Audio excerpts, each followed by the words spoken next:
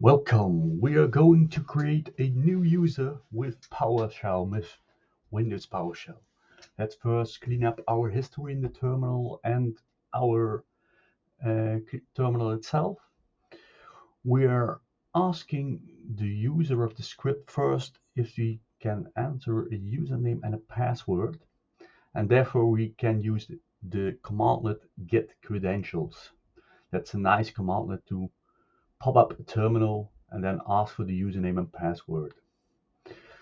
If the user enters the username and password, we will store it in the variable credentials. Here you see I enter Peters and my password, and that will be stored in the credentials variable. We can enter this credentials variable on the terminal, and you see we get an answer in two columns, the username column and the password column.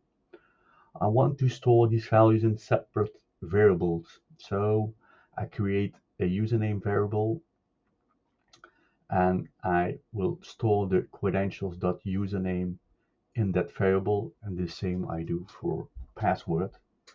Let's check that on the terminal. The username is Peters and the password is the encrypted password. You can't see the password itself, it's encrypted also. Now we ask the user to enter a full name on the terminal. Therefore we use the commandlet readHost, and the commandlet readHost ask the user for the full name and store it in the variable full name. I enter here Peter Hansen, and when we check, you see that the full name is Peters Hansen. Now it's time to create this user with the New-ADUser commandlet. I use the backtick sign to spread the command over multiple lines. The backtick sign is next to the one button on the left side on your keyboard, and you put it on the end of the line. In front of the backtick you use also a space, so it's New-ADUser space backtick.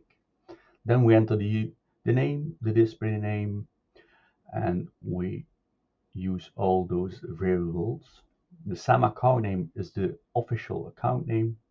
We use there the username. The account password we have stored in the password variable. If the user logs on for the first time, he needs to change his password and the account will be enabled. We forgot the backticks on all the lines. On the last line, you don't need a backtick because you don't enter a new line. So when we run this command, you will get no answer, but it's added to the Active Directory, and we can check this with the commandlet Get-ADUser on the terminal. So you see all the information of the user on the all the information of the user on the terminal. Some information is not given, so the given name, the surname, the user principal name, we didn't add it to the New-ADUser commandlet, so it isn't added to the user.